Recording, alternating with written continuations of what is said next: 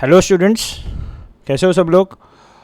तो बच्चों, पिछली बार हमने सीए इंटर जैन 21 अटेम्प्ट का कॉस्ट एंड मैनेजमेंट अकाउंटिंग का आरटीपी उसका डिस्कशन हमने स्टार्ट किया था।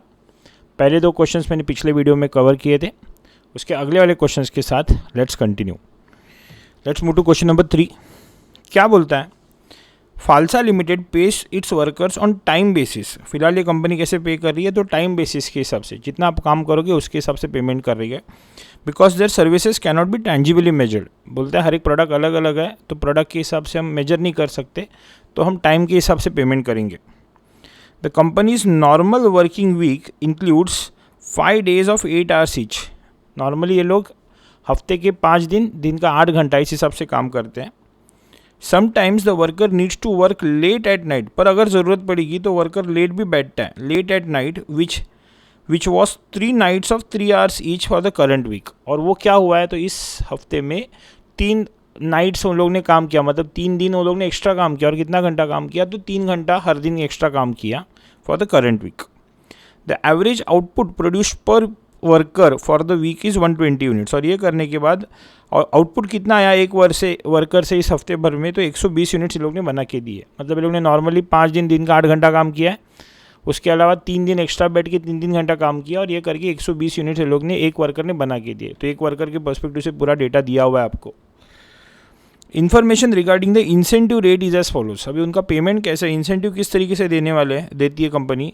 तो rate of payment day shift, जैसे नॉर्मल शिफ्ट में कोई काम करेगा तो 320 रुपये पर आवर के हिसाब से पे करती है। और नाइट शिफ्ट में जो एक्स्ट्रा काम करेगा कोई, तो 450 रुपीज़ पर आवर के हिसाब से काम करती है। मतलब नॉर्मल में 320 है, पर अगर एक्स्ट्रा बिठाया जाएगा तो नाइट शिफ्ट के समय पे 1 घंटे का 320 की जगह पे 450 के हिसाब से पे करती है company.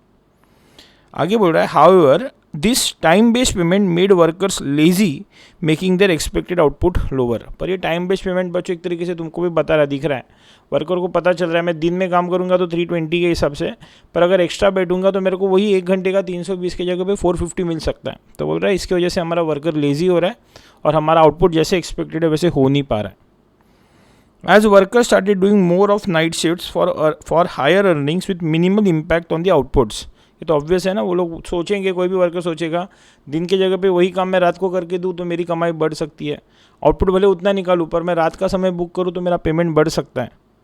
The company decided to shift on the system. Company ने क्या डिसाइड किया है, company decided to shift on the system of payment on output basis.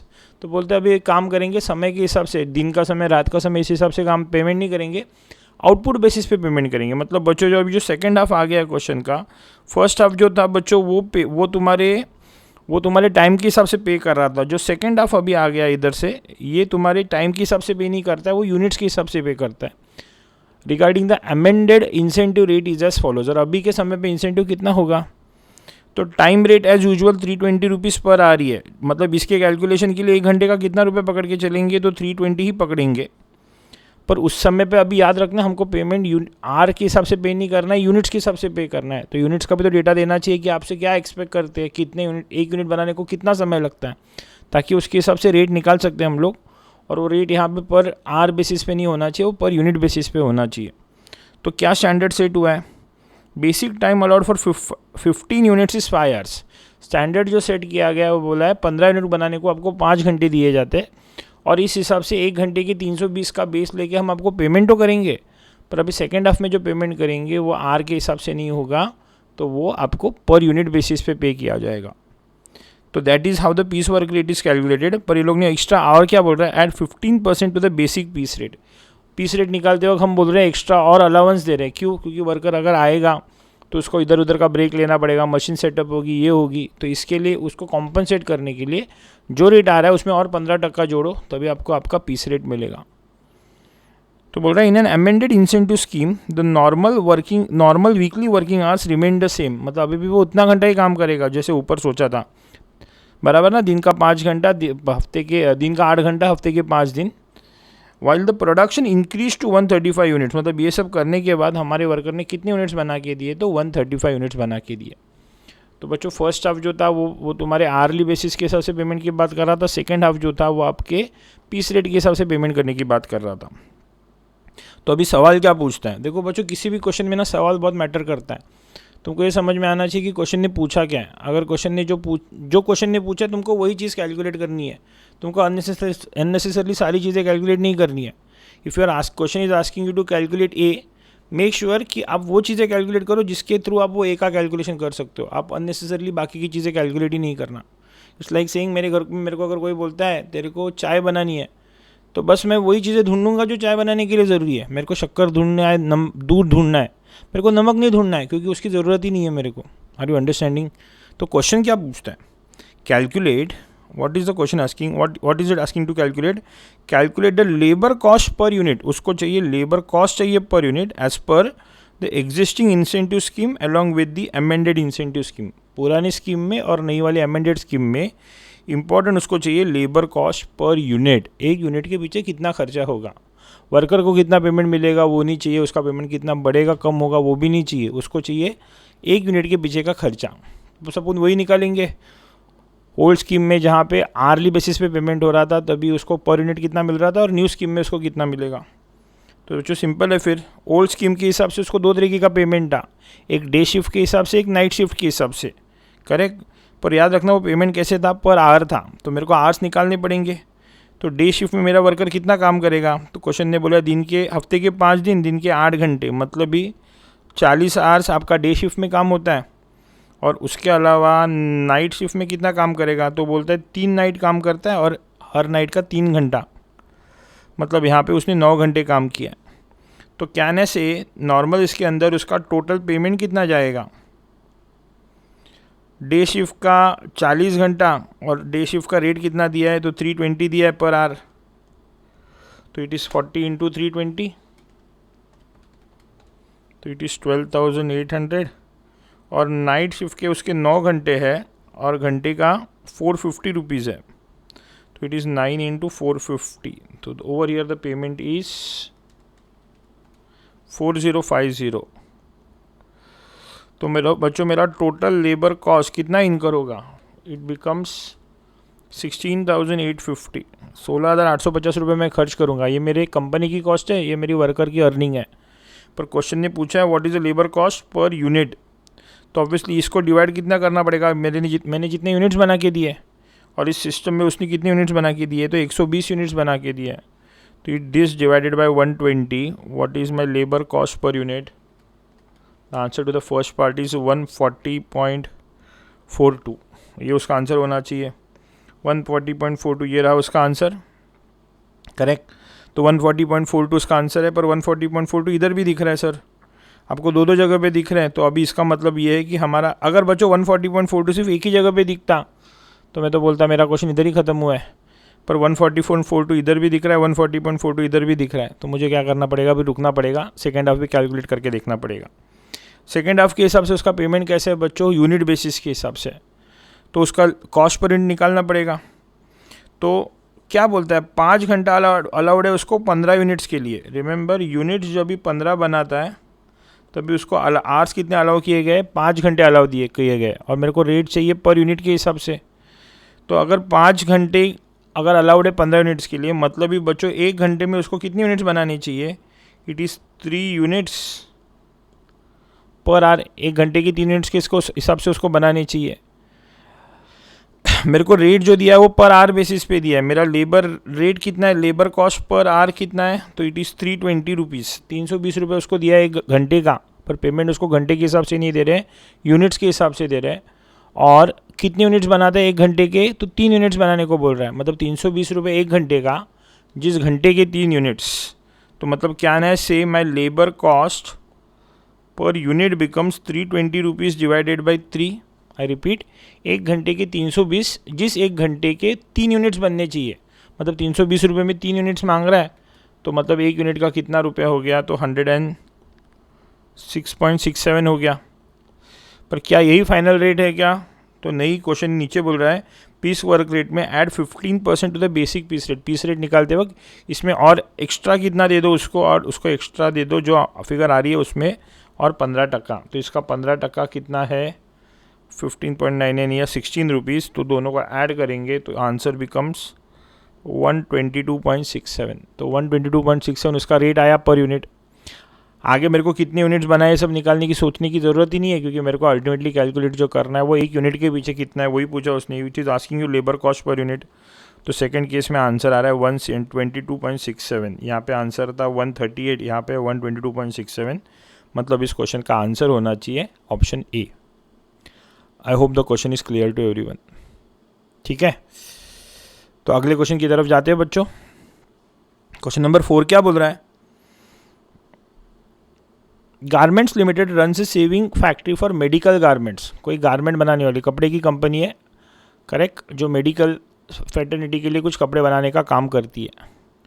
But the company suffers from the limiting factor that is labour. पर problem क्या है, यहाँ पे labour की कमी है, वर्कर्स अवेलेबल नहीं है जितना अपने को काम करने के लिए वर्कर्स की ज़रूरत है। Each sewing machine needs 100% attention of 1 person at a particular point of time to operate it. मतलब एक मशीन को चलाने के लिए एक वर्कर पूरी तरीके से लगता है। तो मतलब ही बच्चों कोई भी मशीन तभी चल रही है बोल रहा है जब भी वर्कर अवेलेबल है। तो बच्चों अगर मेरे पास 10 वर्कर है पर अगर 5 ही मशीन्स है तो मैं 10 वर्कर को रख के मतलब ही नहीं है, क्योंकि मैं 5 ही मशीन चला पाऊंगा तभी जाके प्रोडक्शन कर पाऊंगा। और क्वेश्चन बोलता है मशीन चलाने के लिए वर्कर की पूरी तरीके से अवेलेबिलिटी ज़रूरी है। तो इसका ही मतलब ये है कि जितनी मशीन्स रहेंगी उतनी ही बेसिकली वर्कर्स की ज़रूरत है और उतना ही हमारा काम हो सकता है। We are getting limited by the number of workers available as well as the fact that 1 machine requires 1 worker entirely. Dual काम नहीं हो सकता, तो ये भी काम कर रहा है वो भी कर रहा है, ऐसा नहीं है। पूरी तरीके से काम करोगे तभी जाके आपका काम हो सकता है। The company has 100% attention of 1 person at particular point of time to operate it. वो हमने बात कर ली कि एक मशीन को चलाने के लिए एक वर्कर पूरी तरीके से लगता है। The company has 8 number of alike sewing machines. Company के पास 8 मशीन्स है जो सब सेम काम करती है। On which 8 operators work separately, जिसे हमने बात किया, और 8 मशीन्स को चलाने के लिए 8 लोगों को हमने काम पे रखा है। The following particulars are furnished for the 6 month period. बच्चों ये सारी फिगर्स तुमको पढ़नी पड़ेंगी है, ये ध्यान से। ये जो अभी नीचे का डेटा जो दिख रहा है, ये जो नीचे का डेटा जो दिख रहा है, याद रखना ये कौन से पीरियड का है, तो ये 6 महीने का है। मतलब ये फिगर्स जो दिए वो 6 महीने की। क्यों ज़रूरी है? क्योंकि कोई फिगर 6 महीने की लोगे, कोई 12 की लोगे तो गलत होने वाला है। लेना है तो पूरा 6 का ले लो, लेना है तो पूरे 12 का ले लो, अनलेस तो क्वेश्चन स्पेसिफिकली आस्क यू कि बाबा मेरे को 6 महीने का ही कैलकुलेशन चाहिए या 12 महीने का चाहिए। तो बोल रहा है paid hours for all the 6 operators, सबके मिला के कितने घंटे का आपको पेमेंट करना है। और याद रखना फॉर ऑल बोला है, मतलब ये एक का नहीं है दिया, सबका मिला के दिया है। सबका मिला के कितना घंटे का पेमेंट करना है, तो 9594 आवर्स का पेमेंट करना है। Effective working hours for all the 8 operators, और सबका मिला के वो लोग ने इफेक्टिवली काम कितना किया है, तो 9360 आवर्स ही काम किया है बच्चों। इसका मतलब ये है कि बचा हुआ जो है वो आपका आइडल टाइम चला गया। याद रखना है सर्विस सेक्टर का या कहीं भी बेसिक रूल यही है कि कॉस्ट हमारी ओवरऑल अवेलेबल कैपेसिटी पे इनकर होती है, जबकि हम उसको जब भी इफेक्टिवली यूज़ करते हैं उसी में हमारी रिकवरी होने वाली है। मतलब मैंने अगर कोई जगह भाड़े पे लेकर रखी है क्लास चलाने के लिए, मैं पूरे महीने का भाड़ा दे रहा हूँ, पर दिन का इफेक्टिवली मैं 8 ही घंटा लेक्चर के लिए इस्तेमाल कर रहा हूँ, तो मेरे इफेक्टिव कैलकुलेशन के लिए वो 8 ही घंटे मैटर करते हैं, क्योंकि बाकी का समय मैं उसको इस्तेमाल ही नहीं कर रहा हूँ, पर मेरा पेमेंट तो पूरे महीने का ही जाने वाला है। तो इसका ही मतलब ये हुआ कि पेमेंट निकालते वक्त आपको पूरे कैपेसिटी के हिसाब से पेमेंट निकालना है, पर जब भी आप इफेक्टिव रेट निकालोगे तभी आपको वही घंटों को कंसिडर करना है या वही पीरियड को कंसिडर करना है जहाँ पे हम उसको इफेक्टिवली यूज़ करते हैं। हर जगह पे ये कंसेप्ट अप्लाई होता है। ऑटो वाला है कोई, दिन भर इधर उधर घूमता रहता है, हर बार ज़रूरी नहीं है कि उसकी गाड़ी में पैसेंजर बैठे, तो खर्चा हर बार होगा, पैसेंजर बैठा हो या पैसेंजर नहीं बैठा हो, पर वसूली तभी होने वाली है जब भी गाड़ी में कोई पैसेंजर बैठा है। तो कॉस्ट तो मैं पूरी जर्नी के कंसिडर करूँगा, पर जब भी मेरे को रेट निकालना है तभी मैं बस वही किलोमीटर देखूँगा जहाँ पे इफेक्टिवली मेरे गाड़ी में कोई पैसेंजर बैठा है। वही लॉजिक इधर भी एप्लीकेबल है बच्चों। 9594 आवर्स का हमने पेमेंट किया है, पर इफेक्टिवली उनसे हमने काम सिर्फ 9360 आवर्स का ही करवाया है। तो पेमेंट निकालते हो पूरे 9594 आवर्स मैटर करेंगे, पर जब भी इफेक्टिव रेट निकालेंगे तभी 9594 नहीं मैटर करेंगे, तभी सिर्फ 9360 ही मैटर करेंगे। फिर उसके आगे क्या डेटा दिया है, average rate of wages per day of 8 hours. 8 घंटा अगर कोई वर्कर काम करता है तो उसको 8 घंटे का 110 रुपये पेमेंट करते हैं वेजेस। उसके अलावा ऑब्वियसली मशीन को चलाना है तो मशीन का ऑपरेटर का पगार आएगा, प्लस मशीन को चलाने का बाकी का खर्चा आएगा। तो और क्या खर्चा है, पावर कंज्यूम दिया है, सुपरविजन एंड इनडायरेक्ट लेबर दिया है। तो ये खर्चे देके रखे। रिमेंबर ये सारे के सारे जो खर्चे थे वो 6 महीने के एंगल से थे। पर अभी क्वेश्चन आगे क्या बोलता है, the following particulars are given for a year. पर इसके नीचे का जो डेटा है, रिमेंबर ये 6 महीने का नहीं, ये 1 साल का है। तो आधा 6 महीने का डेटा है, आधा 1 साल का डेटा है, जिसमें क्या दिया है, इंश्योरेंस दिया है, सन्ड्री एक्सपेंसेस दिए है, डेप्रिसिएशन दिया है, charge is 10% of the original cost for all the saving machines, सारी सेविंग मशीन्स पे 10% के हिसाब से डेप्रिसिएशन चार्ज करते हैं। Repairs and maintenance comes to 5% of the value of all saving machines. Remember ये सारे दोनों जो फिगर्स है वो साल की फिगर्स दी है। लास्ट में बोल रहा है the original cost of all the saving machines work out to 41,60,000। सारी सेविंग मशीन्स का मिला के, रिमेंबर एक का नहीं है, सबका मिला के कितना है आपके पास, कितना खर्चा हुआ है, तो 4160 का कॉस्ट इनकर हुआ है। तो calculate the comprehensive machine hour rate, machine का 1 घंटा चलाने का खर्चा कितना है वो देखना है। तो बच्चों अभी देखो इस क्वेश्चन में जो फर्स्ट हाफ में डेटा दिया था वो 6 महीने का था, नीचे के हाफ में जो डेटा दिया वो 1 साल का है। तो आपको कोई भी लेना है, बेस एक ही कंसिडर करना है, एक तो 6 महीना या 12 महीना। पर ऐसे क्वेश्चन को सॉल्व करने का ईजी तरीका क्या है, आपको क्या करना है, मशीन आर रेट मतलब टोटल कॉस्ट को डिवाइड करना है टोटल घंटों से, तभी 1 घंटे की कॉस्ट मिलेगी। आपको देखना है कि वो घंटे जो दिए हुए हैं वो कौन से पीरियड के दिए हैं, 6 महीने के दिए, 1 साल के दिए। सी कैसा है, जैसे न्यूमरेटर वैसे उसका डिनोमिनेटर होना चाहिए। तो अगर आपके घंटे अगर 6 महीने के तो कॉस्ट भी आप 6 महीने की कैलकुलेट करो, अगर आपके घंटे 12 महीने के तो आप कॉस्ट भी 12 महीने की कैलकुलेट करो, ताकि कैलकुलेशन ईजी हो। तो बच्चों ये दो आपका आवर्स का डेटा है, और ये आवर्स कौन से पीरियड के हैं, तो 6 महीने के हैं। 6 महीने के सारी मशीन्स की मिला के आवर्स दिए है, तो आप 6 महीने के ही सारी मशीन्स की मिला के कॉस्ट निकालोगे और इजीली कैलकुलेट कर पाओगे आप। तो नाउ आई एम कैलकुलेटिंग, बाजू में निकाल रहा हूँ, I am calculating cost of how many machines, तो calculation of cost of all 8 machines, but for how many months, for 6 months. ये जब भी आपने कैलकुलेट कर लिया तो आपका आंसर तो आ जाना चाहिए। तो बच्चों पहले उनके पेड आवर्स दिए थे और उनके वेजेस दिए थे। तो अब मैं क्या उनके वेजेस निकाल सकता हूँ क्या, मैं ऑपरेटर्स वेजेस कैसे आएगा, उन्होंने 9594 आवर्स का उनको पेमेंट करना है। क्या रेट है उनका, 8 घंटे का 110 रुपया, 8 घंटे का 110 रुपया, मतलब 1 घंटे का अगर मेरे को कोई पूछे तो इट इज़ 110/8, और ऐसे कितने आवर्स है, तो 9594 आवर्स है। तो मल्टीप्लाई करूँ तो कितना आएगा, 9594 into 110 divided by 8, it is 131, इधर नीचे लिखता हूँ 131,917.5। ये ऑपरेटर के वेजेस आ गए। अभी नीचे की जो 2 फिगर्स थी, पावर और सुपरविजन, वो वैसे भी 6 महीने का था, तो इसमें कोई कन्फ्यूजन ही नहीं है, तो वैसे को वैसे ही आएगा। Power is 60,125, supervision is 21,450। उसकी नीचे की जो फिगर्स है, remember these are the figures for the year, तो इसको अपने को 6 महीने पे लाना पड़ेगा। तो इंश्योरेंस 4,68,000 साल भर का था, तो इसका मतलब 6 महीने का हो गया 2,34,000। सन्ड्री एक्सपेंसेस 7,15,000 साल के थे, तो 6 महीने के हो गए 357,500। उसके बाद डेप्रिसिएशन 10% दिया ओरिजिनल कॉस्ट का, ओरिजिनल कॉस्ट आपकी 4160, तो 4160 का 10% is 4,16,000, but remember it is again for the year, तो डिवाइड बाई 2 किया तो इट इज़ 2,08,000। एंड वैसे last is repairs, it is 5% again for the entire year, 4160 का 5%, बट ये साल का है, वापस उसको डिवाइड बाई 2 किया तो इट इज़ 1,04,000। तो सब कुछ आ गई कॉस्ट। तो अभी बस क्या करेंगे, इनको ऐड करेंगे, तो it is 1,04,000 plus 2,08,000 plus 357,500 plus 234 plus 21,450 plus 61,125 plus 131,917.5, तो it is 699,699,2.5। Machine hour rate निकालने के लिए इसको आर से डिवाइड करना पड़ेगा। And what are my effective machine hours, जैसे हमारी बात हुई थी, हमारी इफेक्टिव मशीन आर्स आर 9360, जिसको 9360 से डिवाइड कर लिया तो मेरा मशीन आर रेट बिकम्स 119.333 या 34 वॉट एवर। तो that is my cost per hour. देखते हो ऑप्शन, तो here it is option number D 119.34। I hope the question is clear to everyone. तो चलो बच्चों आगे बढ़ते फिर क्वेश्चन नंबर 5 की तरफ जाते हैं। क्या बोल रहा है क्वेश्चन नंबर 5 किसके ऊपर है, तो क्वेश्चन नंबर 5 जो बच्चों है वो आपके कॉस्ट शीट की तरफ का क्वेश्चन है।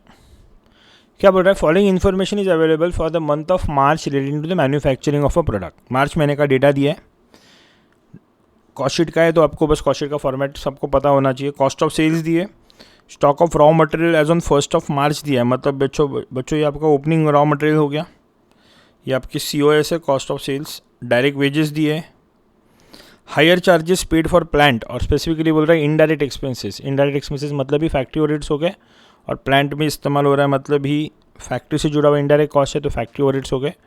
सैलरी टू ऑफिस स्टाफ मतलब office and administration, general office and administration overheads हो गए। मेंटेनेंस ऑफ ऑफिस बिल्डिंग भी उसी के अंदर आएगा। डिप्रिसिएशन ऑफ डिलीवरी वैन दिया है, मतलब ये सेलिंग एंड डिस्ट्रीब्यूशन ओवरहेड्स है। वेयर हाउसिंग चार्जेस, जहाँ पे फिनिश गुड्स को स्टोर किया जा रहा है बेचने के पहले, तो ये भी आपका सेलिंग एंड डिस्ट्रीब्यूशन कॉस्ट है। Stock of raw material as on 31 March, मतलब ये बच्चों क्लोजिंग स्टॉक दिया है रॉ मटेरियल का। Realisable value on sale of scrap, अब फॉर्मेट अगर आपको याद रहेगा तो वर्क्स कॉस्ट के बाद में जो अदर आइटम्स आते हैं, जैसे प्राइमरी पैकिंग था, रिसर्च और डेवलपमेंट था, उसमें रियलाइजेबल वैल्यू था। रिमेंबर ये रियलाइजेबल वैल्यू है, मतलब ये फिगर जो रहेगी वो माइनस होने वाली है। Factory overheads are 20% of prime cost, मतलब बच्चों ये जो फैक्ट्री ओवरहेड्स दिख रहे हैं इसके अलावा बाकी और other cost, other factory overheads कितने दिए आपको क्वेश्चन बोलता है वो, other factory overheads are 20% of prime cost. Prime cost का 20% है वो, करेक्ट। जो दिख रहे वो तो है, उसके अलावा और कितने दिए हैं, तो प्राइम कॉस्ट का 20% दिया है। तो बोल रहा है find out the value of raw materials purchase, उसको चाहिए रॉ मटेरियल परचेज की वैल्यू चाहिए with the help of the statement of cost, मतलब कॉस्ट शीट बना और रॉ मटेरियल परचेज की कॉस्ट फिगर निकाल के दो। मतलब बच्चों ये रिवर्स कॉस्ट शीट का ही क्वेश्चन है एक तरीके से, यहाँ पे आपको मेजॉरिटी फिगर्स दिए पर आपको कुछ फिगर्स नहीं दिया और आपको रिवर्स तरीके से कैलकुलेट करना है। तो 4 ऑप्शन है, बस कॉस्ट शीट का फॉर्मेट लिख के मैं फटाक से इसको सॉल्व करता हूँ। कैसे करते हैं हम लोग बच्चों, we write RMC raw material consume, जिसमें ओपनिंग रॉ मटेरियल लिखते हैं अपन, plus purchases minus closing raw material. मैं सिर्फ पहले फॉर्मेट लिख देता हूँ, मैं सबका टोटल ले लिया, इधर आउटर कॉलम में चला गया। रॉ मटेरियल कंज्यूम के बाद डायरेक्ट वेजेस आएगा, तो रॉ मटेरियल डायरेक्ट वेजेस दोनों को ऐड कर दिया तो आपका प्राइम कॉस्ट आएगा। प्राइम कॉस्ट में फैक्ट्री ओवरहेड्स ऐड होंगे। अभी फैक्ट्री ओवरहेड्स में भी 2 तरीके के फैक्ट्री ओवरहेड्स है, एक हायर चार्जेस के बारे में बात कर रहा है और आपको बाकी के फैक्ट्री ओवरहेड्स के बारे में बात कर रहा है। एक तो दिया है, एक आपको प्राइम कॉस्ट का सर्टेन परसेंटेज लेना है। तो फैक्ट्री ओवरहेड्स में हायर चार्जेस है और अदर फैक्ट्री ओवरहेड्स है, दोनों का ऐड कर दिया तो आपको वर्क्स कॉस्ट मिलेगी। जो ग्रॉस है वही नेट है, जिसमें अदर आइटम्स में एक ही आइटम माइनस होने वाला है। क्या आइटम माइनस होने वाला है, तो it is sale of scrap, correct. ये चीज़ माइनस कर दी तो आपको मिलेगा, आपको क्या मिलेगा बच्चों, कॉस्ट ऑफ प्रोडक्शन मिलेगा, वही आपका कॉस्ट ऑफ गुड्स सोल्ड है। उसमें 2 चीज़ें ऐड होने वाली है, एक office general office and admin, एक है जनरल ऑफिस एडमिन और एक है सेलिंग एंड डिस्ट्रीब्यूशन। तो आपको जो मिलेगा वो आपकी टोटल कॉस्ट मिलेगी या कॉस्ट ऑफ सेल्स मिलेगा। तो बस फिगर लिखते हैं और फिर देखते हैं कैलकुलेशन कैसे आ सकते हैं। कॉस्ट ऑफ सेल्स कितना दिया है, 3751,540, 3751,540, this is your cost of sales. बाद में opening raw material 650,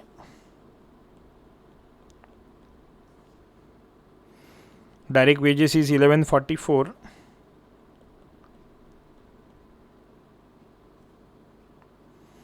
higher charges is 324,740,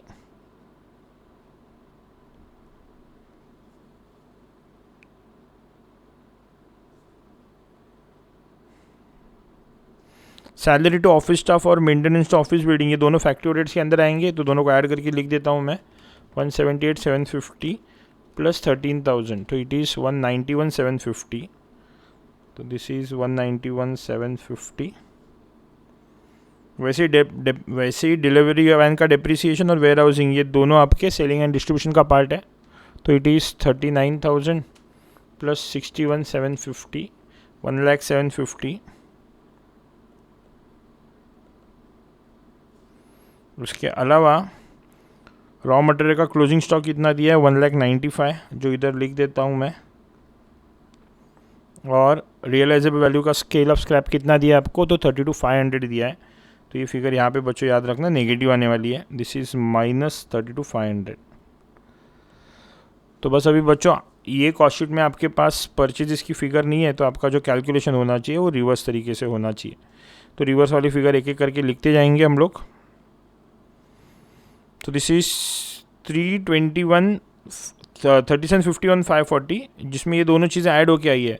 तो मेरे को अगर ये फिगर निकालनी है तो रिवर्स जाते वक्त उसको माइनस करना पड़ेगा। तो इट इज़ 3751 540 माइनस 1,0750 माइनस 191 750। तो इट बिकम्स 34,040।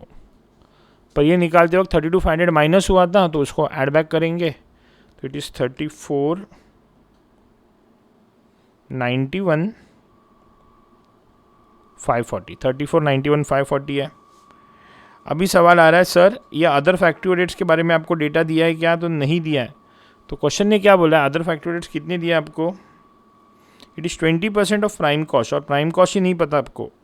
तो लेट्स एज्यूम बच्चों, ऐसे लेट्स एज्यूम दिस भी x, प्राइम कॉस्ट भी x, तो मेरे बाकी के फैक्टोरिएट्स होने चाहिए 0.20x। करेक्ट और इनकरेक्ट? तो can I now say x plus 324,740 plus 0.20x is equal to 34,91 540, बराबर ना? x प्लस ये दोनों करके ये फिगर आनी चाहिए। तो now it becomes 1.20x is equal to, ये उधर जाके माइनस होगा, 324,740 माइनस हो गया, तो it is 31,66,800 and now x becomes, it is divided by 1.2, it is 26,39,000। 26,39,000 is the value of my x। मतलब बच्चों जो x लिखा था, ये x जो लिखा था वो कितना है? ये x है 26,39,000। तो मैं इधर लिख देता हूँ, दिस इज़ 2639, जिसमें वेजेस ऐड हुए थे 11,44,000 के, तो उसको निकाल दूँ तो मुझे रॉ मटेरियल कंज्यूम मिलेगा। तो इट इज़ 14,95,000। और अभी फिर वापस परचेजेस की फिगर अगर मेरे को चाहिए तो मुझे क्या करना पड़ेगा? I know opening plus purchases minus closing is RMC। तो कहने से RMC plus closing minus opening is equal to your purchases. तो इसमें 195 को ऐड किया मैंने और 650 को माइनस किया, तो it is 10,40,000 is the figure of my purchases. तो let's see if that is an answer of 1040। Here it is option number A ही है वो, तो 10,40,000 इसका आंसर है। Getting it everyone? अभी किसी का इस क्वेश्चन को पढ़ते हुए एक डाउट आ सकता है, सर इधर थोड़ी ना अदर फैक्ट्री ओवरहेड्स वर्ड बोला है, इधर तो फैक्ट्री ओवरहेड्स बोला है 20% ऑफ प्राइम कॉस्ट। तो आप इस पूरे को ही बेसिकली फैक्ट्री ओवरहेड्स क्यों नहीं एज्यूम करते? मतलब अगर ये x है तो ये टोटल 0.2x है और ये 1.2x आएगा।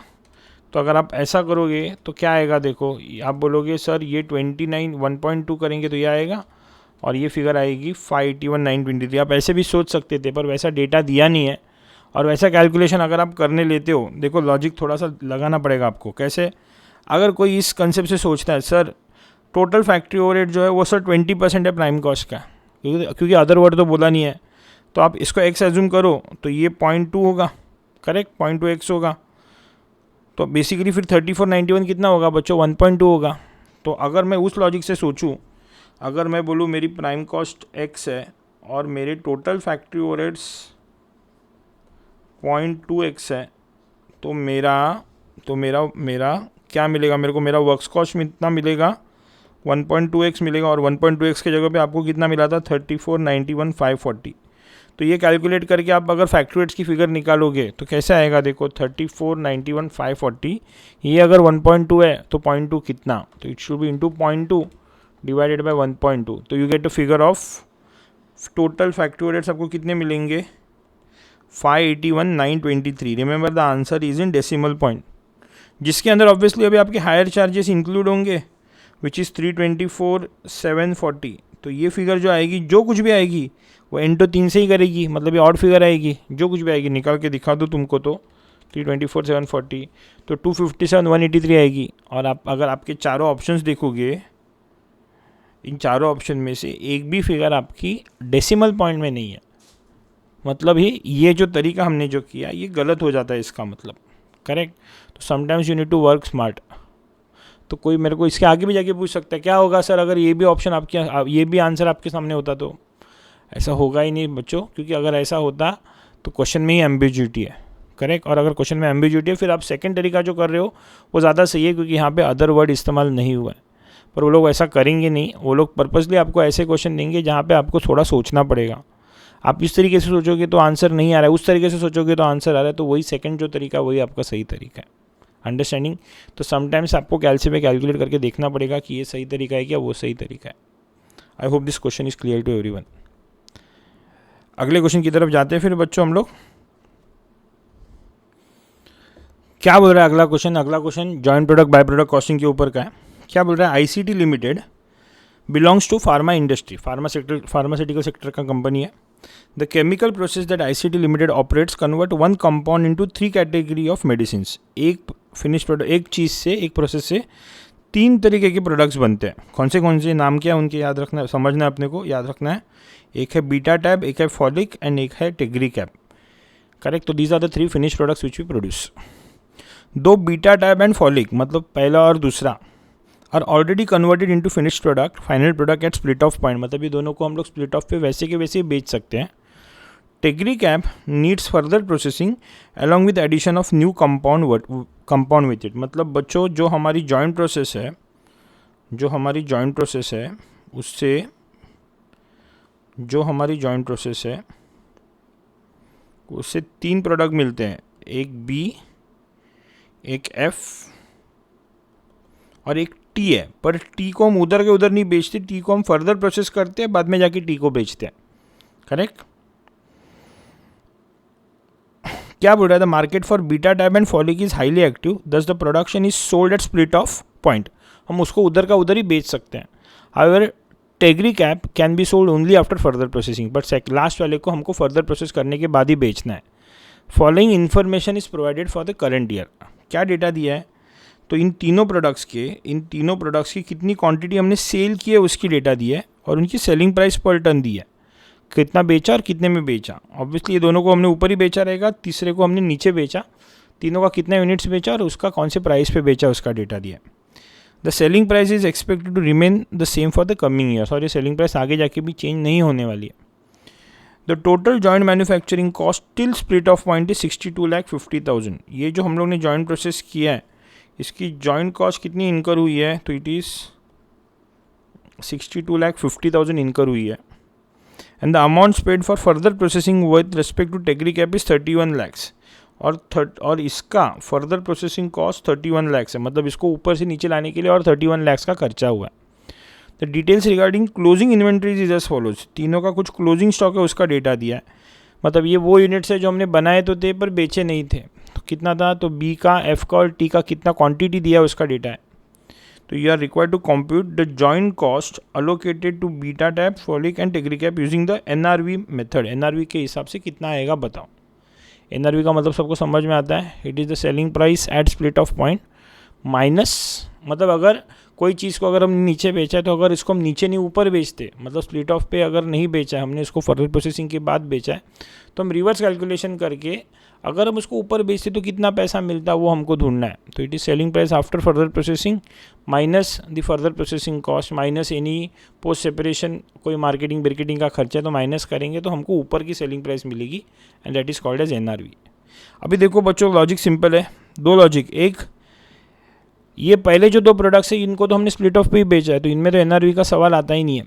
एनआरवी सिर्फ किसके लिए आएगी, तीसरे वाले के लिए आएगी, क्योंकि उसको हमने नीचे नहीं बेचा है, उसको हमने ऊपर बेचा है। उसको हमने ऊपर नहीं बेचा, उसको हमने नीचे बेचा है, मतलब उसको फर्दर प्रोसेस करने के बाद बेचा है। तो हमको एनआरवी ढूंढना, मतलब ढूंढना है कि अगर इसको हम फर्दर प्रोसेस करने के पहले ही बेचते तो कितना पैसा मिलता। तो हम रिवर्स वर्किंग करेंगे, selling price after further processing minus the further processing cost, correct और इनकरेक्ट। सेकेंड, इसका मेन इंपॉर्टेंट चीज़ समझ में आनी चाहिए बच्चों देखो मेरे पास 2 यूनिट्स है, एक है क्वांटिटी सोल्ड की यूनिट्स है और एक क्लोजिंग स्टॉक की यूनिट्स हैं। मतलब बच्चों ये वो यूनिट्स है जो हमने बेचे हैं और ये वो यूनिट्स है जो हमने बनाए पर बेचे नहीं है। मतलब बच्चों अगर मैं बोलूँ मैंने बनाए 100 है, प्रोड्यूस 100 की है, जिसमें से अगर मैंने सेल 80 की है तो मेरे क्लोजिंग स्टॉक में 20 रहेंगे।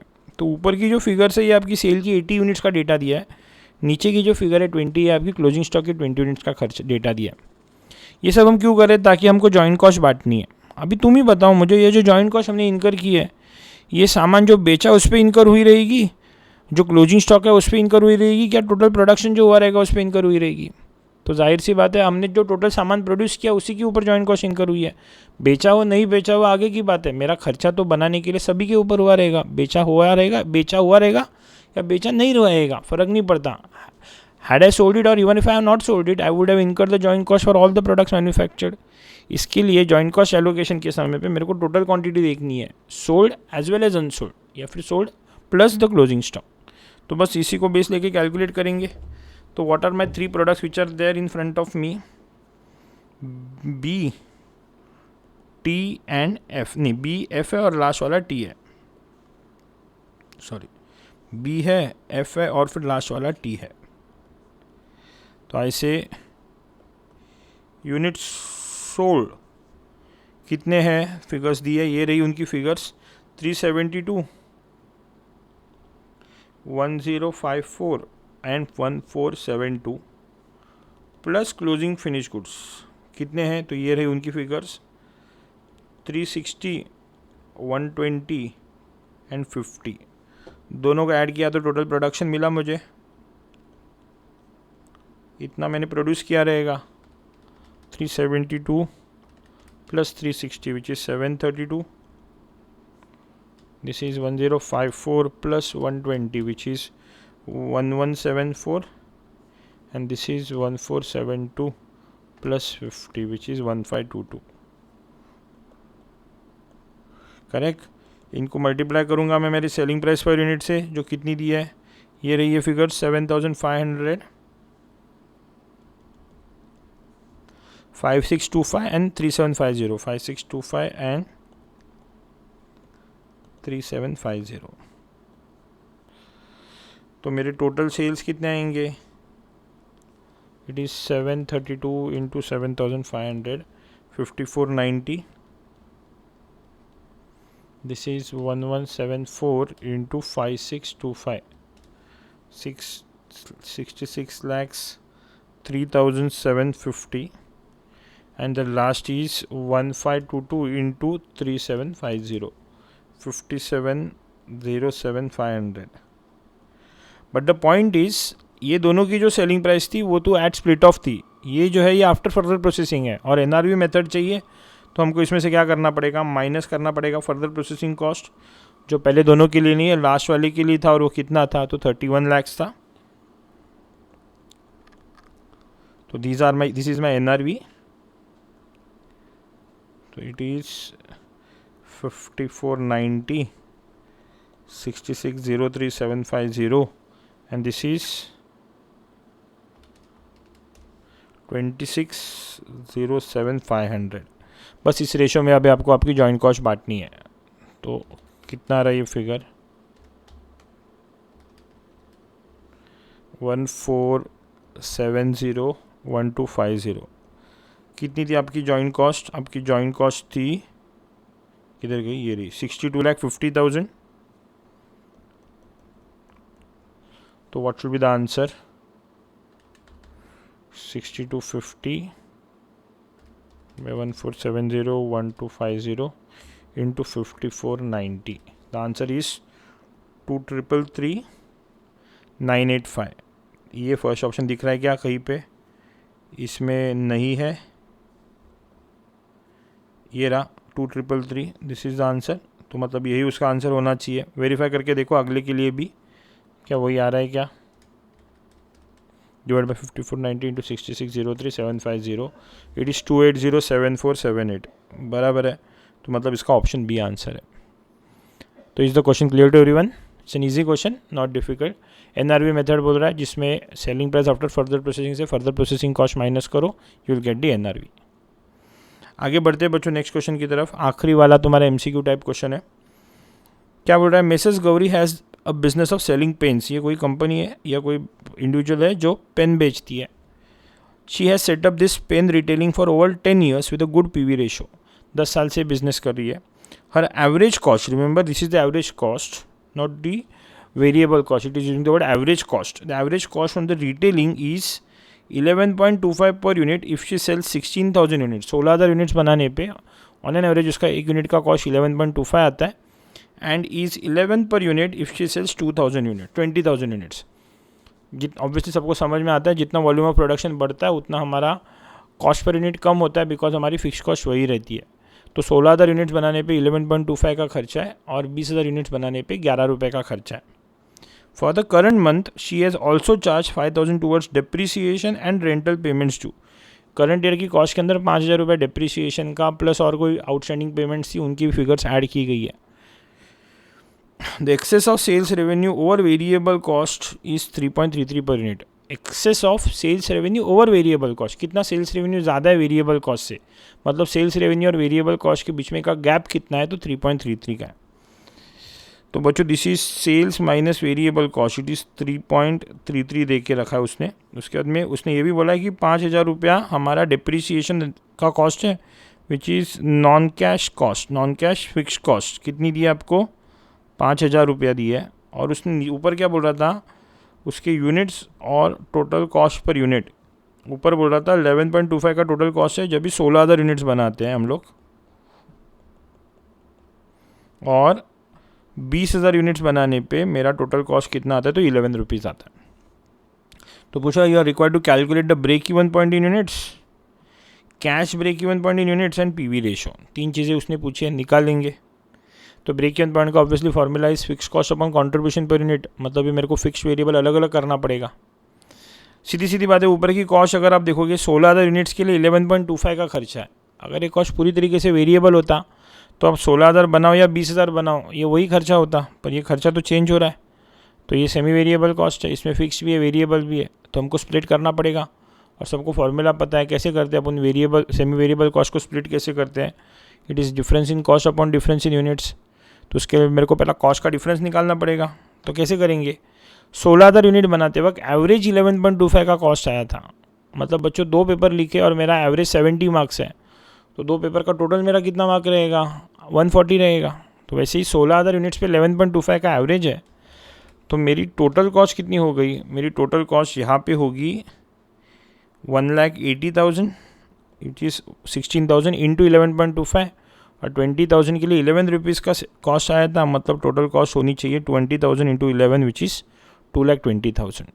तो ये एक बार आ गया, टोटल कॉस्ट आ गई, टोटल कॉस्ट आ गए और यूनिट्स आ गए, तो अभी हम लोग कैलकुलेट कर सकते हैं।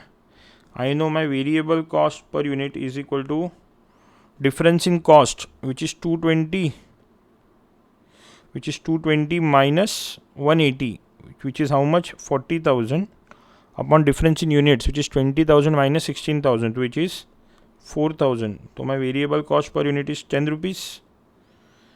और अगर मेरे को कोई पूछता है सर फिर आपकी फ़िक्स कॉस्ट कितनी होगी, तो कोई भी एक लेवल के लिए बात करो। पहले लेवल के लिए 1,80,000 का टोटल खर्चा है, जब भी आपने यूनिट्स कितने बनाए थे, 16,000 यूनिट्स बनाए थे, 1,80,000 का खर्चा है जिसमें फ़िक्स वेरिएबल दोनों है। आपने तो 16,000 यूनिट्स बनाए थे और हर यूनिट का वेरिएबल आया था 10 रुपया, तो 1,60,000 का वेरिएबल हो गया, मतलब ये आपका 20,000 रुपीज़ आपका टोटल फिक्स कॉस्ट हो गया।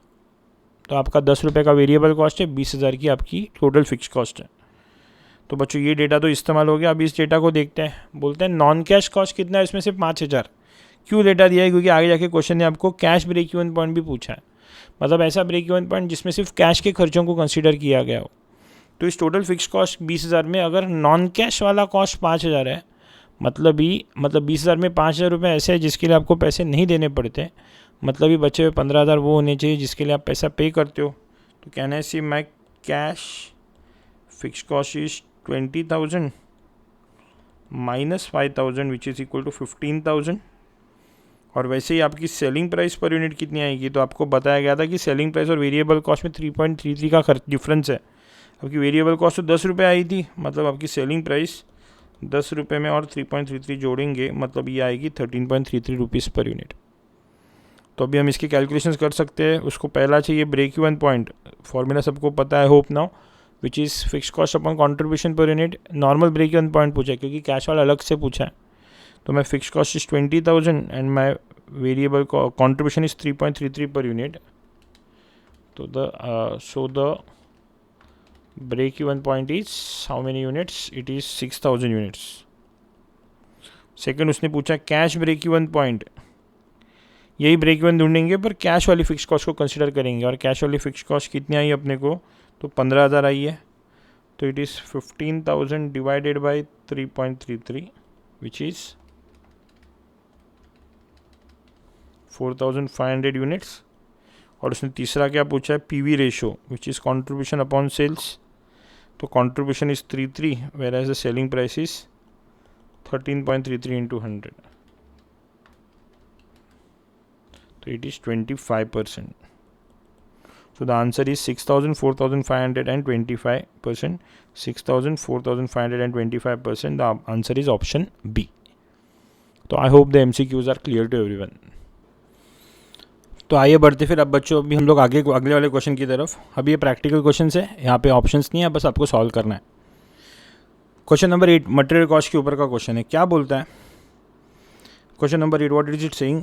Any Limited uses 6 kg of material EXE to produce one finished unit of product EME.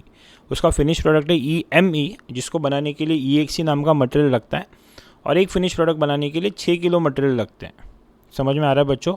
For producing 1 unit of finish product we require 6 units of raw material. जैसे मैं बोलूँ मेरे को एक पंखा बनाना है तो 3 ब्लेड्स लगते हैं, वैसे ही इनपुट आउटपुट रेशियो एक फिनिश प्रोडक्ट के लिए 6 किलो मटेरियल लगता है. The current demand of product EME, मतलब बच्चों किसका बात कर रहा है? EME बोलेगा मतलब ही ये जो बात कर रहा है ये फिनिश प्रोडक्ट की बात कर रहा है. करेक्ट. तो मेरी फिनिश प्रोडक्ट का कितना डिमांड है? तो 16,000 यूनिट्स क्वार्टरली, हर क्वार्टर में 16,000 यूनिट्स मेरे को फिनिश प्रोडक्ट के बेचने हैं. 1 kg of material EXE cost. अब मटेरियल का भाव कितना है तो EXE का भाव कितना है? तो 40 रुपये. देखो कंफ्यूज नहीं होना. डिमांड जो दिया था मतलब बाहर से कस्टमर हमसे कितना खरीदने के लिए तैयार है, तो हर क्वार्टर में 16,000 यूनिट्स फिनिश गुड्स को के खरीदने को तैयार है. उस फिनिश प्रोडक्ट को बनाने के लिए, उस EME को बनाने के लिए EXE नामक एक मटेरियल लगता है, और एक फिनिश प्रोडक्ट एक EME को बनाने के लिए 6 किलो EXE के लगते हैं. मटेरियल तो हम बनाते नहीं है, मटेरियल हम खरीदते हैं, और हम मटेरियल को हम कितने रुपये में खरीदेंगे? 1 किलो अपने को मिलता है 40 रुपये के हिसाब से. The cost relating to the quotations, documentation work, employee cost directly attributable to the procurement of material every time the order is made. हर बार जब भी हम ऑर्डर डालते हैं उसको 2,000 रुपये हम खर्च करते हैं, जिसको हम बोलते हैं ऑर्डरिंग कॉस्ट.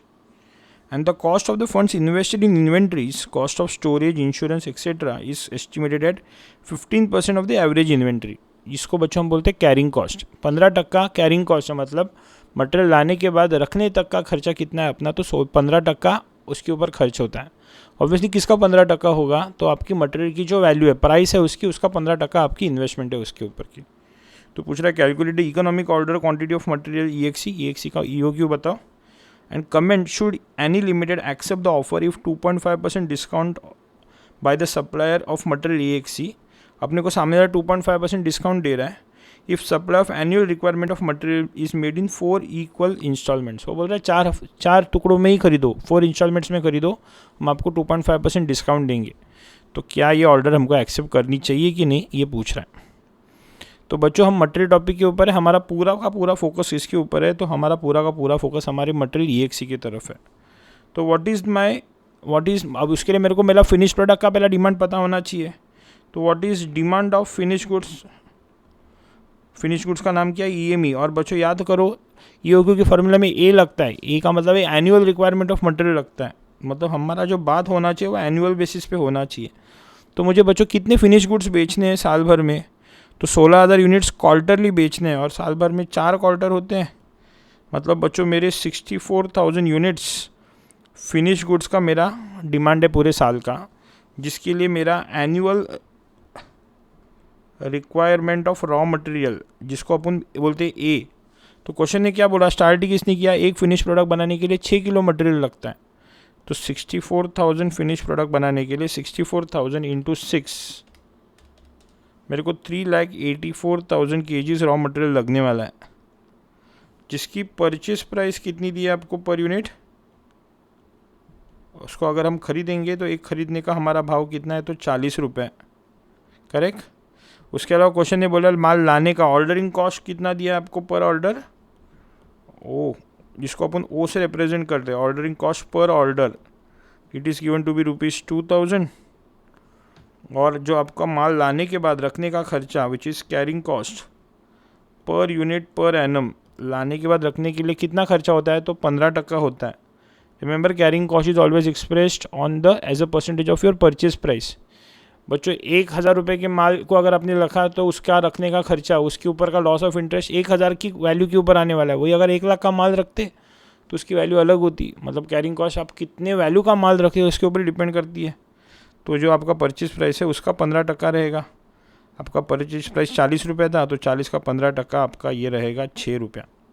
तो पहले पार्ट में तो उसने EOQ पूछा था, सबको फॉर्मूला पता है, is root of 2AO upon C which is 2 into A which is now 384 into O which is 2000 divided by C which is 6। तो इसको सॉल्व करेंगे तो कितना आंसर आता है, 2 into 3,84,000 into 2000 divided by 6 और उसका फिर रूट, तो इट इज़ 16,000 यूनिट्स हमको हर क्वार्टर में ख़रीदने चाहिए।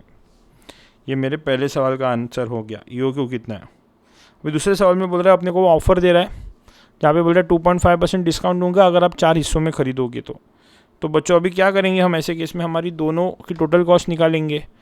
अगर बिना ऑफ़र के EOQ के हिसाब से खरीदेंगे तो क्या, और अगर हम ऑफ़र के हिसाब से खरीदेंगे तो क्या, ऐसे केस में की टोटल कॉस्ट निकालेंगे।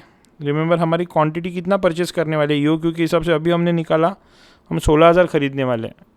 पर अगर हम ऑफ़र के हिसाब से खरीदे तो हम कितना खरीदेंगे, साल भर के अपने को 3,84,000 चाहिए और वो 4 इंस्टॉलमेंट्स में ख़रीदने को बोलता है। तो what is 3,84,000 divided by 4, it is 96,000। वो बोल रहा है आप 96,000 खरीदो, हम आपको 2.5% डिस्काउंट देंगे। मतलब ही क्या है, हमारी अगर परचेस प्राइस फ़िलहाल जो 40 रुपीज़ थी, आगे जाके उसमें से और 2.5% माइनस होगा, तो it is how much, 40 into 97.5%, वो अपने को 39 रुपीज़ में देगा। और बच्चों अभी हमने देखा कि हमारी carrying cost is 15% of purchase price. तो परचेस प्राइस चेंज होगी तो कैरिंग कॉस्ट भी चेंज होगी। कैरिंग कॉस्ट तो इधर 6 रुपये थी, इधर कितनी होगी, अभी आपकी परचेस प्राइस है 39 रुपीज़, उसका 15%, तो it is how much, 5.85 rupees. ये 3 बेसिक कैलकुलेशन मैंने कर लिए, तो बस अभी कॉस्ट निकाल रहा हूँ मैं। तो बच्चों जिसमें सबसे पहले कॉस्ट जो है ऑब्वियसली वो परचेस कॉस्ट है। आप कितना माल खरीदोगे उसके ऊपर आने वाला है। तो इट इज़ टोटल साल भर में कितना खरीद रहे हो इंटू प्राइस पर यूनिट। तो साल भर का रिक्वायरमेंट तो सेम ही रहने वाला है। आप साल भर में 3,84,000 ही खरीदने वाले हो, सिर्फ पहले केस में 40 रुपये के हिसाब से खरीदोगे। सो द फिगर इज़ 1,53,60,000 और वही अगर जब भी आप 39 के हिसाब से खरीदोगे तो इट इज़ 1,49,76,000। सेकंड जो आप निकालोगे वो निकालोगे ऑर्डरिंग कॉस्ट। कैसे निकालते हैं हम लोग, ए कितना खरीदना है डिवाइडेड बाय क्यू, कितना हर बार मंगा रहे हैं, ताकि नंबर ऑफ़ ऑर्डर्स मिले, इसको मल्टीप्लाई करते हैं ऑर्डरिंग कॉस्ट पर ऑर्डर से। तो पहले केस में आएगा 3,84,000 डिवाइडेड बाय 16,000 हर बार खरीदेंगे, तो 24 ऑर्डर्स और हर ऑर्डर का ऑर्डरिंग कॉस्ट तो सेम ही हर जगह पे, विच इज़ 2,000 रुपीज़। तो इट इज़ 48,000 ओवर हियर। जबकि सेकंड केस में इट इज़ 3,84,000 डिवाइडेड बाय, इधर हर बार कितना मंगा रहे हैं अपन, 96,000। इसके लिए तो 4 ऑर्डर आई थी और हर ऑर्डर का 2,000 रुपये है, तो ये आएगा 8,000 रुपया। Last cost is carrying cost which is nothing but Q divided by 2 into C। तो पहले केस में हमने मंगाए थे 16,000 यूनिट्स, तो 16,000 divided by 2 into C is 6, तो it is 48,000 rupees over here. And over here it is you are ordering 96,000, तो divided by 2 into carrying cost we have calculated it is 5.85 per unit, तो it is 2,80,800। तो बच्चों हमारी total cost कितनी आएगी, 1,53,60,000 plus 48 plus 48, तो 1,54,56,000। ये पहले का आंसर हो गया 1,54,56,000 और दूसरे का हो गया 1,49,76,000 प्लस 8,000 प्लस 2,80,800, इट इज़ 1,52,64,800। तो बच्चों जहाँ पे फ़िलहाल 1,54,56,000 का खर्चा हो रहा था, ऑर्डर लेने के बाद आपका खर्चा 1,52,64,800 होगा। मतलब आपका खर्चा कम होगा, कितने से कम होगा, तो 191,200 से सेविंग्स होगी, 191,200 से सेविंग्स होगी, और इसी वजह से ये ऑर्डर हमको एक्सेप्ट क्या करना चाहिए, तो कर लेना चाहिए। ये ऑर्डर एक्सेप्ट करने से हम 191,200 बचा सकते हैं। तो आई होप ये क्वेश्चन बच्चों सबको क्लियर हुआ रहेगा। तो बच्चों इस पार्ट में हम इधर ही रुकते हैं। छोटे छोटे पार्ट, जैसे मैंने तुमको लास्ट टाइम भी बताया था, छोटे छोटे पार्ट्स रिकॉर्ड कर रहा हूँ मैं, ये इतने क्वेश्चन समझ लेना। अगले पार्ट में इसका अगले नेक्स्ट पार्ट के अंदर मैं इसके अगले वाले क्वेश्चंस लेके कंटिन्यू करूँगा। Bye everyone.